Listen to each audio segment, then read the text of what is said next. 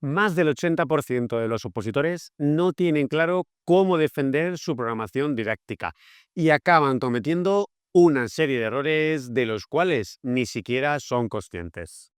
Hola a todos, soy Javier Martínez Argudo y llevo más de 20 años en el mundo de las oposiciones y más de 10 ayudando a muchos opositores a crear y defender sus programaciones didácticas.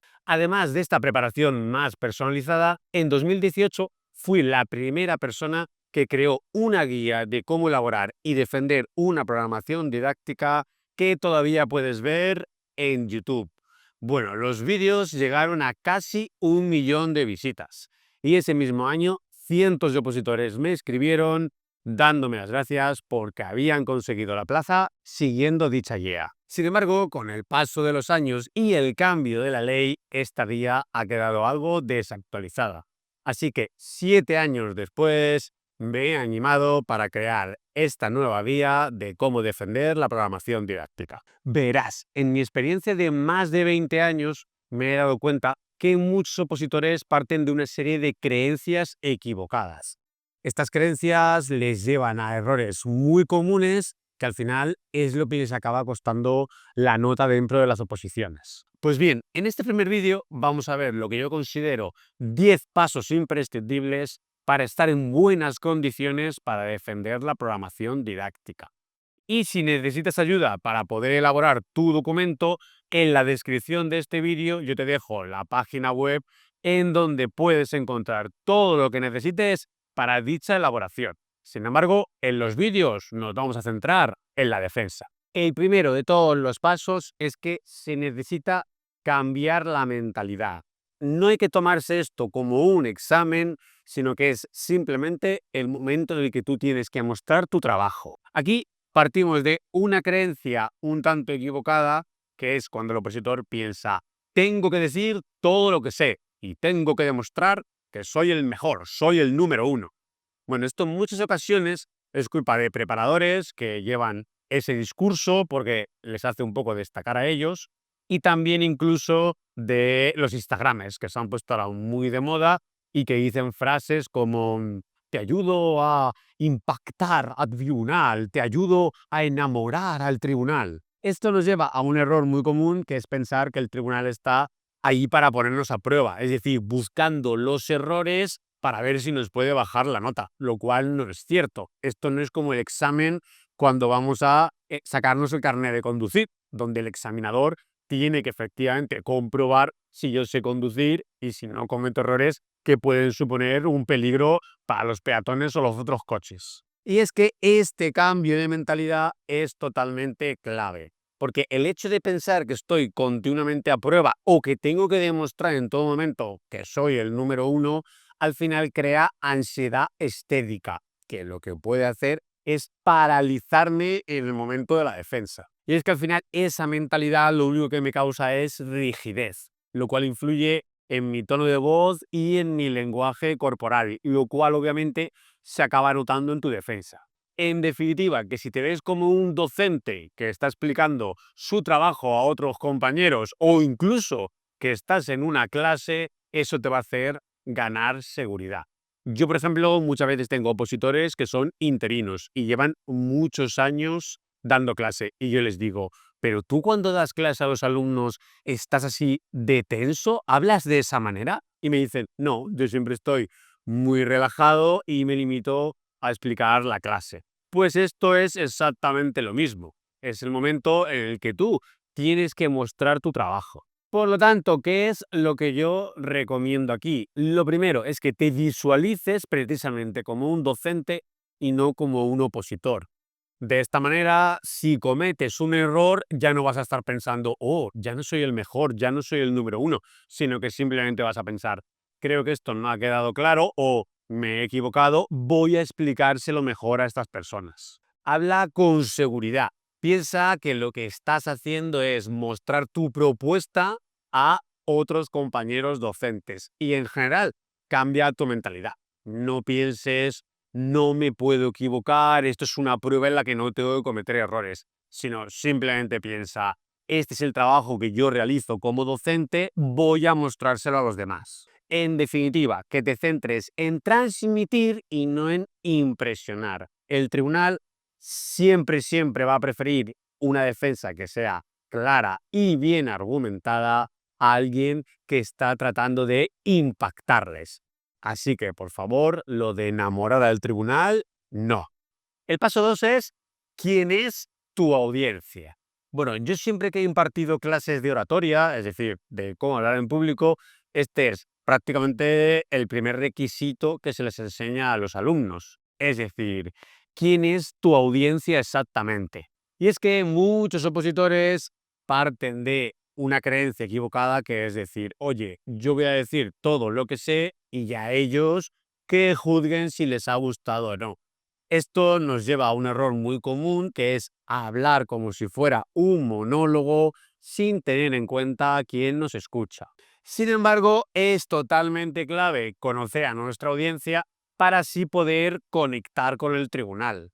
Es decir, usar el mismo lenguaje que utilizan ellos e incluso los mismos términos que se emplean en el aula. Por lo tanto, lo que yo aquí recomiendo es investigar qué es lo que más valoran los tribunales. Si tienes un buen preparador, por supuesto que te va a ayudar, pero tú también puedes hacer un poquito de estudio. Puedes preguntar a algunas personas que hayan sido tribunales o a personas que hayan sido opositores y hayan pasado por el proceso con buenos resultados. Aquí hay que tener cuidado porque hay una gran diferencia en las oposiciones para el cuerpo de maestros que el de secundaria y FP. Y es que en muchas ocasiones muchos se dejan guiar por amigos suyos que tal vez han sacado un 10 en la oposición de primaria. Pero los tribunales no valoran exactamente lo mismo en el cuerpo de maestros que en secundaria y FP. Por lo tanto, tienes que tener en cuenta que hay grandes diferencias y que siempre te vas a tener que guiar mucho más por lo que te dicen las personas dentro del cuerpo en el que tú vayas a opositar. Es decir, si opositas a secundaria y FP, lo normal es que te guíes por lo que dicen las personas dentro de estas especialidades y no tanto por los del cuerpo de maestros. Por otro lado, yo siempre recomiendo a mis opositores evitar defensas demasiado técnicas, porque al final el tribunal se va a aburrir. Piensa que el tribunal no son jueces inalcanzables, son docentes que han pasado por lo mismo que tú y que al final no quieren oír hablar de Piaget o de psicopedagogía. Lo que quieren es oír hablar de cómo tú vas a aplicar tu programación en el aula. Y esto al final tienes que hablar con profesionalidad, pero con cercanía.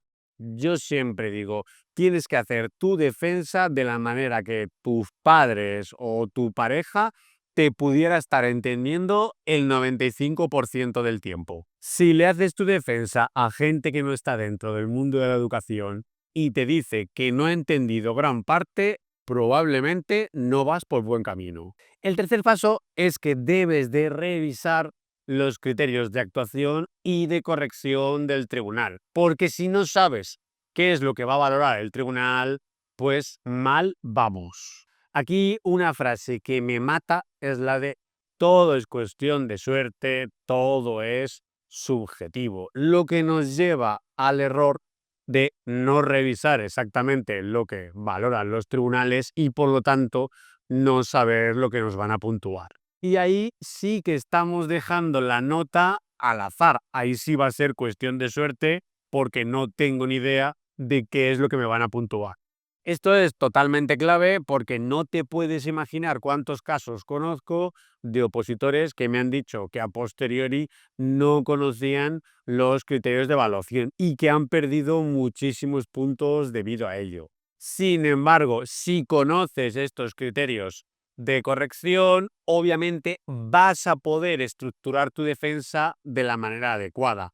A aquellos que puntúen más le puedes dar un mayor peso y a aquellos que puntúen menos les puedes dar menos tiempo en tu defensa. Vamos, que hay que saber las reglas del juego antes de jugarlo.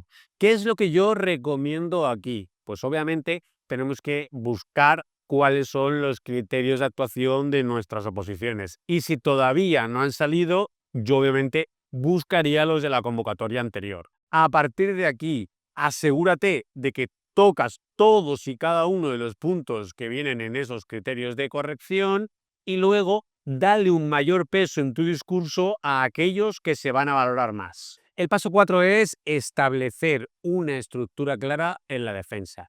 Mucha gente piensa, bueno, yo voy a hablar un poquito de todo para que así vean que controlo. Y esto nos lleva a un error muy común, que es que hay falta de coherencia en los apartados. Tú te das cuenta cuando escuchas a la defensa que competencias, objetivos, metodología simplemente no cuadran entre sí. Y es que si nuestra exposición no tiene una estructura clara, al final el tribunal se perderá.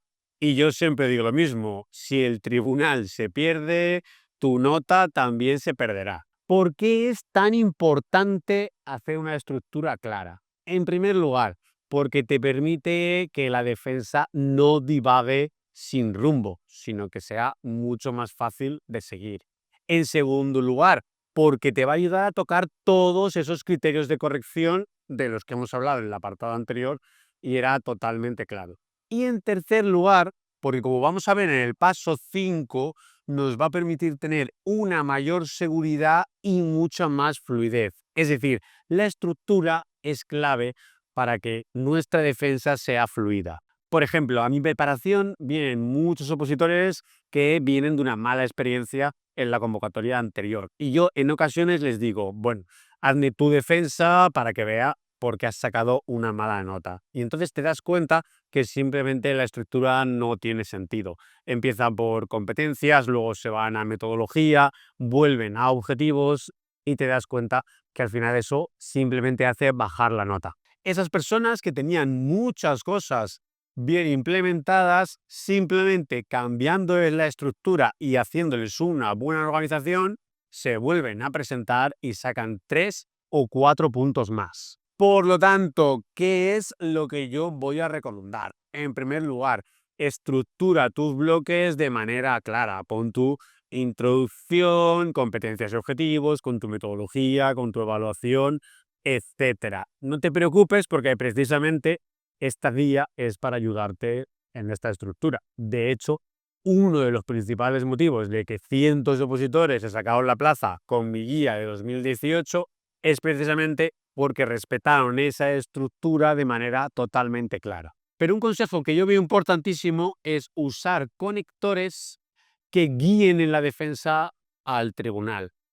Te voy a poner un ejemplo. Yo aquí, cuando te voy explicando los diferentes pasos, te digo, partimos de una creencia equivocada. Esta creencia nos lleva a un error. ¿Por qué es importante implementar este paso? ¿O cuáles son las recomendaciones que yo hago? Fíjate que este tipo de conectores que permiten unir lo que es toda la estructura y que dan fluidez a la defensa es algo que va a guiar mucho más al tribunal. Ya te digo que esto es uno de los grandes olvidados en la mayoría de preparaciones y personalmente es algo que yo insisto muchísimo a todos mis opositores. El paso número 5 es explica tu programación, pero no la recites como un monólogo, porque claro, si yo me aprendo todo de memoria, no me voy a poner nervioso. Pues eso obviamente es un error. Porque si te dedicas a memorizar palabra por palabra, al final vas a tener un guión sin alma. Y eso puede hacer que cuando llegue la defensa simplemente se te olvide alguna palabra, pierdas el hilo y te bloquees. Aquí ya hemos dicho que la clave es tener una estructura, saber los puntos que quiero tocar, pero sin tener memorizado todo palabra por palabra. Eso no quiere decir que yo no pueda tener memorizadas algunas partes o algunas frases, sobre todo en la programación didáctica. Pero en la unidad va a ser prácticamente imposible, porque es imposible que tú puedas memorizar 10, 12 o 15 unidades palabra por palabra. ¿Por qué es tan importante esto? Porque al final, si memorizas, te bloqueas y si estructuras, todo fluye. Imagínate que te equivocas en alguna frase y si tienes todo palabra por palabra, es posible que entres en pánico. Sin embargo, si tienes una estructura, vas a actuar con naturalidad y simplemente vas a rehacer lo que estabas diciendo. Además, está más que demostrado que cuando yo me sé algo totalmente de memoria, siempre lo voy a decir de manera mucho más plana. Voy a perder muchas tonalidades y muchas inflexiones. Y eso al final me va a hacer sonar mucho menos natural. Ya te digo que me llegan muchos opositores y cuando me hacen una defensa con ese monotono, yo les digo, ¿pero tú hablas así en clase a tus alumnos? Y ellos me dicen, no, la verdad que no, y lo de clase también me lo sé. Por lo tanto, ¿qué es lo que yo recomiendo? Pues por supuesto que no memorices. Ten clara una estructura, qué puntos vas a tocar y cómo vas a conectar unos con otros. Y por supuesto, si quieres memorizar algo, mi consejo es que sea tanto el inicio como el final. Vamos con el paso 6. Aporta un toque diferenciador. Aquí partimos de la creencia equivocada de que si yo hago el mismo esquema que todo el mundo y toco todos los puntos, esto puede ser suficiente. Pero esto nos lleva a un error muy común, que es que al final tengo una defensa muy genérica y sin sello personal.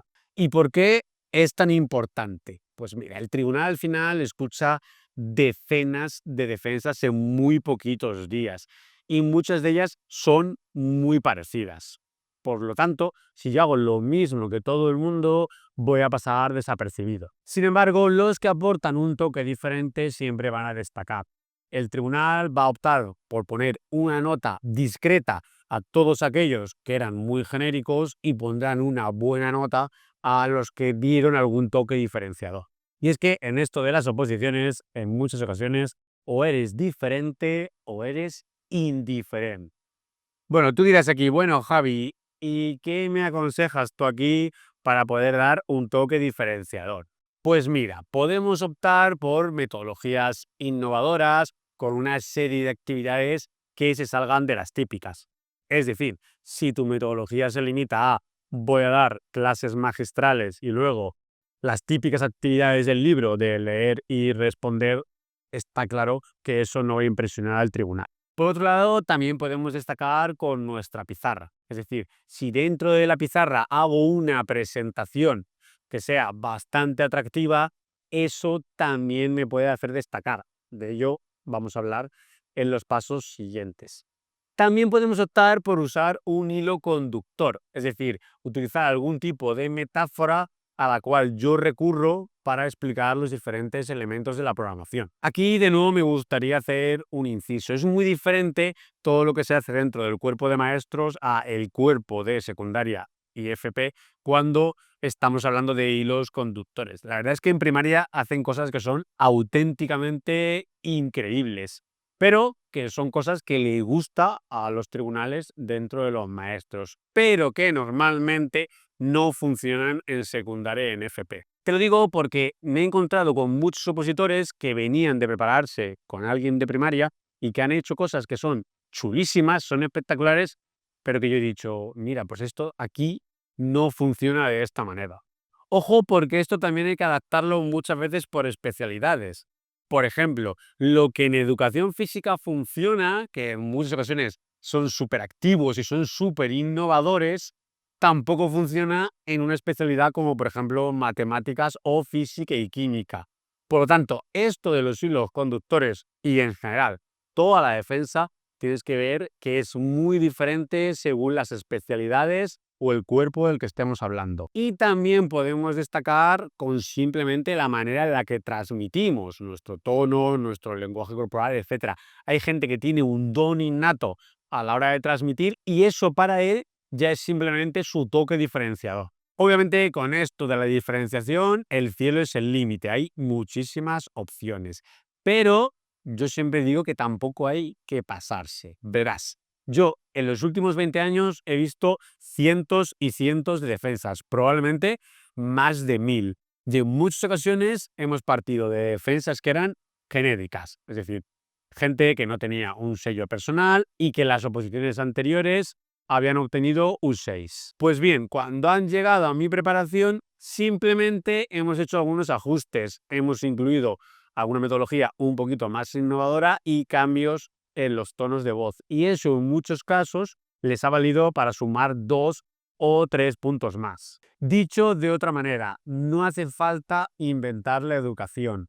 La rueda ya está inventada, no la reinventes, simplemente tienes que encargarte de hacerla rodar. Vamos con el paso número 7, que es crea una presentación visual atractiva. Bueno, en algunas comunidades se te permite hacer una presentación con diapositivas, pero en la mayoría lo único que puedes utilizar es la pizarra. Por lo tanto, yo me voy a centrar aquí en ella. Verás, aquí la creencia equivocada es que lo que se ponga en la pizarra no es tan importante y en muchas ocasiones mucha gente piensa que no se puede borrar. Esto nos lleva al error de escribir muy poco o lo que escribo no se termina de entender bien o en muchas ocasiones la pizarra es un caos tremendo, está muy desordenada. Bueno, ¿por qué es tan importante? En primer lugar, porque el tribunal sí que va a valorar una pizarra visualmente ordenada, limpia y atractiva. Es decir, que te va a sumar o restar puntos por este elemento. Además, ayuda a seguir la defensa, es decir, que ciertas cosas que no puedan quedar claras conforme las estoy explicando, si yo tengo un apoyo visual en la pizarra, eso puede dejarlo todo mucho más claro. También es un elemento diferenciador, ya lo hemos dicho en el paso anterior. Una pizarra que sea visualmente atractiva ya puede ser diferenciadora, puede ser mi sello personal que me haga destacar sobre los demás. Y por último, en muchas ocasiones un buen diseño es lo que llamamos un indicador de calidad. Es decir, muestra al final mi compromiso, el decir, oye, yo esto me lo he currado. Entonces indica que yo soy una persona que en general me curro las cosas y que por lo tanto puedo ser un buen profesor. Bueno, ¿qué es lo que yo recomiendo? En primer lugar, la letra tiene que ser clara. De nada sirve todo lo que yo hago en la pizarra si luego no se va a entender. Y mi consejo es que hagas esquemas. Como cuando presentamos en clase a los alumnos, todo lo que hagamos con esquemas siempre tiende a entenderse mucho mejor. No satures la pizarra, no escribas un montón en la pizarra para que esté todo pegado. Pero sí es importante que escribas lo suficiente. Por lo tanto, mi consejo es que borres la pizarra las veces que sea necesario. Yo de verdad que no sé de dónde ha salido el mito de que no se puede borrar la pizarra en las programaciones didácticas. No es cierto. Puedes borrar la pizarra cuantas veces tú quieras. No te puedes imaginar cuántos opositores he preparado que han borrado la pizarra 3, 4 o 5 veces y han sacado notas cercanas a un 10. Y por supuesto, es totalmente clave que practiques. Es decir, para poder hacer una buena pizarra, como todo en la vida, hay que practicar muchas veces. Cuanto más lo practiques, lo que se vea reflejado en la pizarra, verás cómo es mejor. El paso número 8, trascendental, trabaja tu lenguaje corporal y tu tono de voz. Aquí partimos de la creencia súper equivocada que si hablo muy rápido, eso me va a dar tiempo a decir más cosas. Pues no. Si hablo muy rápido, el tribunal no me va a entender. Y si no me entienden, estoy fuera. ¿Por qué es tan importante? Bueno, pues porque al final no es solo lo que dices, sino cómo lo dices. Es decir, al final, el cómo yo expongo las cosas, cómo transmito, es lo que va a dar la sensación de cómo yo voy a ser como profesor. Y eso está muy relacionado con mi nota final. De la misma manera, también un buen lenguaje corporal me puede dar credibilidad, seguridad y confianza, lo cual de nuevo se va a traducir en la nota final. En general, ¿qué es lo que yo recomiendo aquí? En primer lugar, las pausas estratégicas. Esto de las pausas es también el gran olvidado cuando yo hablo en público. Yo siempre digo lo mismo, una pausa en el momento adecuado vale más que 100 palabras. Luego tenemos la entonación. Hay que evitar un tono demasiado monótono porque al final ya hemos dicho que aburre el tribunal. Súper trascendental manejar todas las inflexiones y todos los cambios de tono. Si te das cuenta, es algo que yo hago a lo largo del vídeo. En este caso me sale de manera natural, pero hay que trabajarlo. Yo, por ejemplo, con los opositores lo trabajo muchísimo. Por supuesto, a tener en cuenta el contacto visual. Muchos opositores se quedan aquí embobados y atrapados con la pizarra o miran a una pared, algo que no tiene sentido. Tenemos que mirar al tribunal, obviamente a todos los miembros. Hay mucha gente que se dedica a mirar solo el presidente como si fuera el único que fuera a poner la nota. No, hay que ir mirando de manera paulatina a todos los miembros del tribunal. Y por supuesto, evitar gestos que puedan ser demasiado nerviosos o estar de brazos cruzados. Todo esto es trascendental y me ayuda a transmitir. En cuanto al paso 9 es ensaya en condiciones reales. Aquí la creencia equivocada es me basta con ensayar en mi casa o incluso en mi cabeza, lo cual me lleva a un error muy común, es que cuando llega el momento de la verdad, la defensa en la oposición, o me equivoco o me bloqueo. ¿Por qué es clave? Porque al final practicar en situaciones lo más reales posibles reducen el miedo y aumentan la confianza. Al final yo tengo la seguridad de que es algo que yo ya he hecho antes, es algo que ya sé hacer y por lo tanto no hay ningún problema en volver a hacerlo de nuevo. Y si solo ensayas en tu casa o peor todavía en tu cabeza, cuando llegue el momento de la defensa, simplemente te vas a sentir desorientado. ¿Qué es lo que yo recomiendo aquí? Bueno, en primer lugar, ensayar en cuanto más situaciones diferentes, mejor.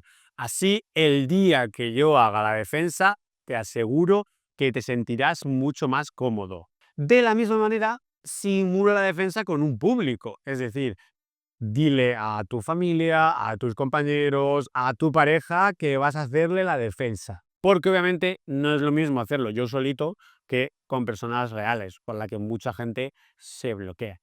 También puede ser interesante grabarte el vídeo. Cuando te ves en vídeo, tal vez te das cuenta de algunos errores a nivel corporal o de tono que estás cometiendo. Y por supuesto, esto es importantísimo y mucha gente no lo hace, ensaya con tiempo.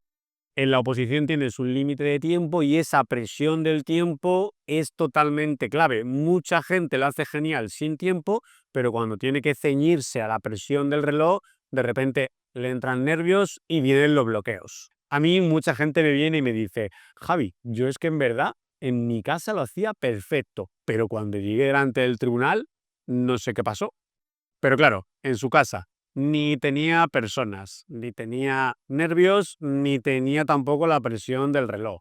Por lo tanto, lo que hay que hacer es ensayar en las condiciones más realistas posibles. Y llegamos a el paso número 10, por fin, anticipa las posibles preguntas del tribunal. Y es que partimos de la creencia equivocada de si yo hago un buen discurso, no me harán preguntas. Y eso me lleva a un error muy común, que es no prepararse posibles preguntas que me hará el tribunal. ¿Por qué esto es tan importante? Porque si el tribunal te hace preguntas inesperadas, tú puedes entrar en pánico y lo más probable es que acabes dando una respuesta totalmente incoherente. Además, si has preparado la pregunta, podrás responder con seguridad, mientras que si no, obviamente vas a dar la impresión de que no dominas tu propia programación didáctica, algo que seguro se reflejará en tu nota. Y por último, un aspecto que considero clave es que es el final, es decir, esto es el sabor de boca que se le queda al tribunal. Fíjate la diferencia de responder de manera incoherente a dar respuestas que sean correctas y precisas. Vamos, que después de estas preguntas el tribunal es cuando te va a poner la nota. Ese sabor de boca final es muy importante. ¿Qué es lo que yo recomiendo? Obviamente pensar en posibles preguntas que me pueden hacer y cómo yo respondería a ellas. Pero además, practicarlo. Es decir, dentro de lo que es mi defensa en situaciones reales, también practicar las respuestas a estas preguntas. Pues ya conoces los pasos clave para afrontar una defensa. Aquí ya sé que estarás pensando, bueno, Javi, no nos has enseñado cómo hacer una defensa de la programación didáctica. Pues no te preocupes porque en los siguientes vídeos vamos a ver cómo estructurarla y cómo defenderla paso a paso. No te lo pierdas y nos vemos en el siguiente vídeo.